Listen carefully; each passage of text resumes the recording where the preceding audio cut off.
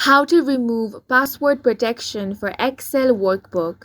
Hi guys, welcome to our channel. Let's begin. In this video, I will guide you on how you can remove password protection for Excel workbook. First of all, you want to open up Microsoft Excel. Now click on the File option.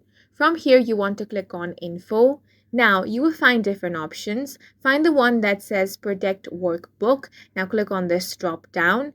Here, you want to click on the Encrypt with Password option.